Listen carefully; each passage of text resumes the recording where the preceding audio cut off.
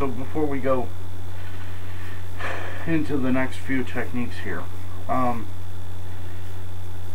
want to put out something that's pretty important. And it's the reason why I teach the way I do. Martial arts is one of those things that it's not so much, or self-defense martial arts. It's two different things. But self-defense martial arts is something that you live. Okay? It's something that you should have with you, and it's tactics and tools and knowledge that you should have with you that will work for you no matter what the circumstances. Okay? What I mean by that is, I'm going to get old. There will be a time when I'm 80 years old, provided I survive my life. Provided I survive to that age, I'm going to be 80 years old. So there's going to be things that will work for me, that worked for me when I was 20, that will not work for me now when I'm 30. Likewise, there's going to be things that will work for me when I'm 30 that will not work for me when I'm 40, and so on and so forth. So the idea is not necessarily to find what works for you now, it's to find what works for you later on in life. So that's why I teach the way I do. That's why martial arts should be a living, breathing thing with you. As you age, so does it. And so there's things about that. So anyway, okay, so for this next technique, I'm going to revisit the freight train, if you will. Okay, so we learned before to close the distance and to attack from there. Okay.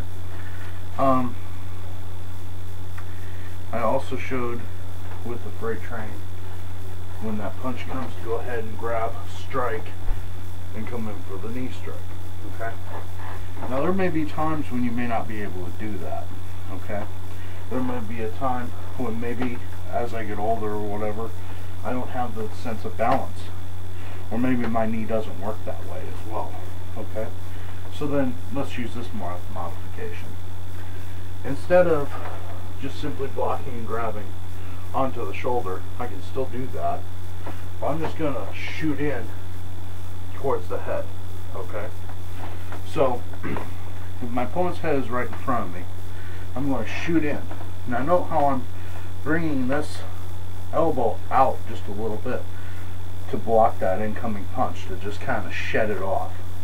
Now I'm going to grab behind the back of the head and step right in with the elbow smash right there. Okay. So boom. Okay. Note how this is very similar to the Muay Thai elbow and to boxing shedding technique. Okay. You're doing the same movement with the elbow, it's just you're stepping into it. Okay. So over here, here's what it'll look like. One, grab the back of the head, boom. Okay. You hit somebody like that, that's gonna just about ruin the day right there. And then you can go ahead and keep on following from there. But that first elbow strike doesn't matter. You've pretty much ruined your day. Now, what if when I'm in the process of all that, my opponent throws this left hand? Well, did you notice where my hand was? My hand was right here. Okay. So even if they do throw that left hand strike, all they're going to hit is the meat of my arm. It's going to do nothing to me. In fact, it'll probably just glance off because I've got this entire shield here. Okay. So I've got the sword and the shield. So boom. Okay. So that's a really good technique for you, because you're going to come in and your hands are already angled from the basic stance. So when that punch comes in, you're just going to step in and glance that punch off the side of your forearm. Use that to grab the head and then just step right in. Boom.